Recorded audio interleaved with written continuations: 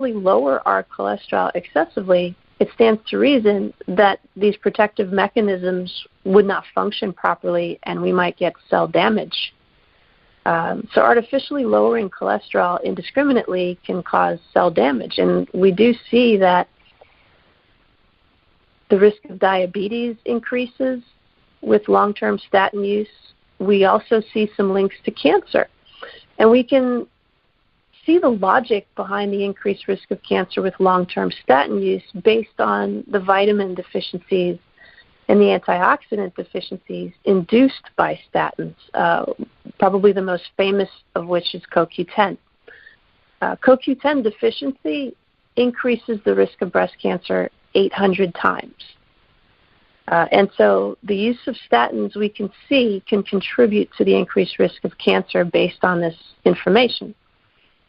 And so preventing cellular damage is critically important, and the indiscriminate use of a statin just to lower cholesterol in a patient that's not really at high risk can cause all kinds of other domino effects that we don't see until later. So protecting our cell wall is a critical function of cholesterol. It also protects our mitochondria, and in our earlier podcasts, we talked about mitochondria and how critically important they are.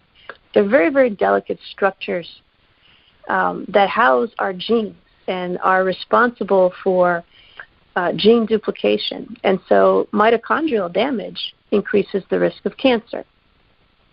And so again, if we don't have enough cholesterol to protect the cellular membranes inside the cells, and our mitochondria and the nucleus of our cells are damaged, we can easily see how this gene damage can then lead to diseases, as well as cancer.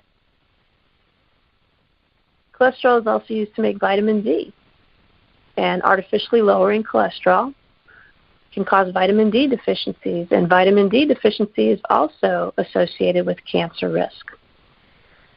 So for many, many reasons, the indiscriminate use of statins just for the sake of lowering cholesterol is something we really need to take inventory of. We need to pause and we need to really ask, is there a better way to do this?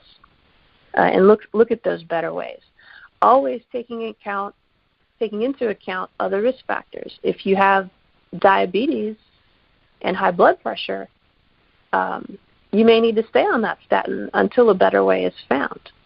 But if your only risk factor is high cholesterol, you may want to think twice and get a second opinion about that statin and look at more natural ways to reduce it, which we'll talk about in our next segment. Another critical function of cholesterol is to make hormones. And again, in our earlier podcasts, we've talked about hormones and how critically important they are for pretty much all of our body function. So hormones are blueprints that tell your cells what to do and how to do them.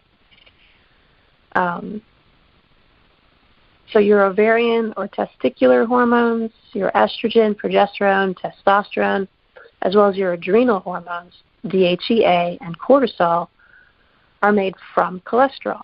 So again, artificially reducing cholesterol with indiscriminate use of statins can cause hormone deficiencies.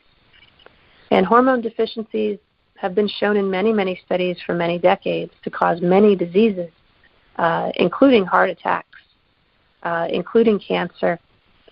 And so again, it's about balance. You know, the body wants to be balanced. If it's making excessive amounts of cholesterol, it's because it's trying to correct an imbalance elsewhere. And we have to take critical inventory of that and look very carefully at the reasons why your cholesterol may be going up. Now, one important caveat to that is excessive sugar intake will definitely increase your cholesterol. So that is one dietary factor that we have to take into account as well. So if you're consuming sugar in excess amounts and your cholesterol is high, the number one thing for us to do is to reduce your sugar intake and to rebalance your diet so that your cholesterol levels can drop naturally as well. So sugar intake is really critically important. When you consume sugar, your body either has to burn it or store it as fat. It has no other option. There's nothing else for it to do with it. And so if you're consuming sugar at the end of the day, when you're about to go to bed, there really is nothing for your body to do with that sugar but to store it as fat. And given that cholesterol is a fat molecule, you will inevitably have higher cholesterol at some point from consuming those excessive sugars late at night. So that's one caveat. It's very important to look at diet. Even though only 20% allegedly of our cholesterol comes from our diet, there is that overflow from sugar that's not taken into account by that statistic. So 20% of cholesterol comes from our diet in the form of cholesterol, such as saturated fats you might see with eggs. But that has clearly been shown not to increase the risk of heart disease. So eggs were vilified for a while. We were told not to eat the yolks and how bad they were, and then, a few years later we were told, never mind, that wasn't true. So again, nature doesn't make bad food.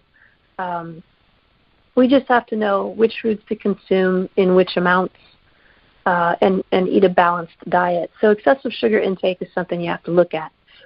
So when we're looking at all the different causes, the different functions of cholesterol and how ubiquitous it is, it's everywhere. Your body needs to have cholesterol. Now, it doesn't need to be swimming in cholesterol. So if your cholesterol levels are high, please do not forget, first ask why. Don't ask, how can I lower it? You've got to ask why, because if you just mask your symptoms with a statin, you're going to pay for it later. Now, I'm not telling everyone to refuse to take statins. What I'm saying is you have to take a critical look. If you're at high risk for heart disease, statins may be the drug of choice for you. If you are not at significant risk, you'll want to take another look, get a second opinion, see what else you can do. So we're getting ready for our next commercial break here. Thank you again for listening to Awaken Wellness with Milen Rioba, MD. We're here on New Year's Day, and I wish you all a wonderful and amazing New Year. When we come back, we'll take some questions. Please give us a call. We'd love to hear from you. We'll be right back.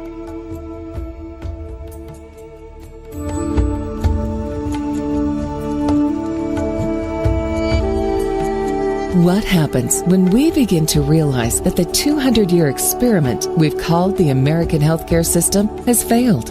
Learn how spirituality, ancient traditions, and cutting-edge science are merging to create a new paradigm of wellness on Awakened Wellness with Milen Rioba, MD.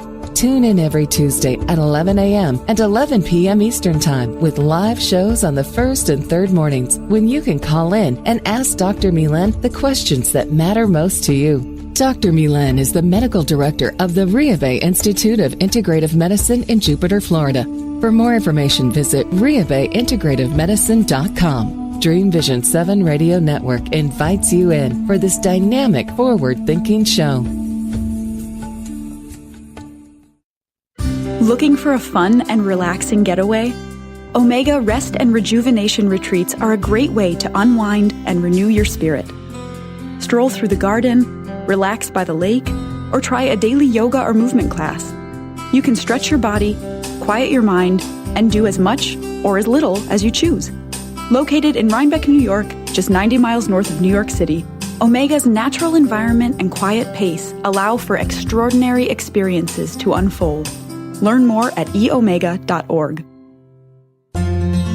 After narrowly surviving the attack on Sandy Hook Elementary, first grade teacher Caitlin Roy DeBellis was left searching for answers that would never come. Eventually, she chose to focus on questions that could be answered. How do I make sure this tragedy doesn't define us? How do we get our control back? Those two questions led her to found the 501c3 nonprofit organization Classes for Classes. When gifts poured into their classroom, she decided they would help someone else by paying it forward and being kind. This developed into a social network which allows K-8 classrooms to connect so that every student in the United States can learn these crucial lessons. Classes for Classes' mission is to build students' social-emotional intelligence by connecting them to care. All C4C projects are crowd-funded. Any teacher in the U.S. can visit classesforclasses.org. That's classes, 4, classes.org. Sign up today. Ever wonder what it's like to have your own radio show? Well, wonder no longer, because you can dip into the radio airwaves by being host for the day on syndicated Dream Vision 7 Radio Network. It's a fabulous way to get your radio feet wet.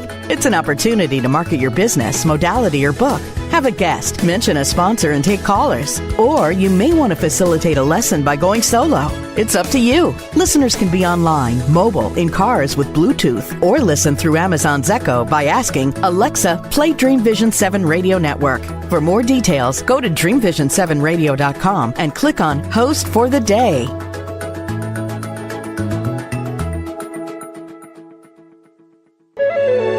This is Dream Vision 7 Radio Network, uniting mankind with universal love.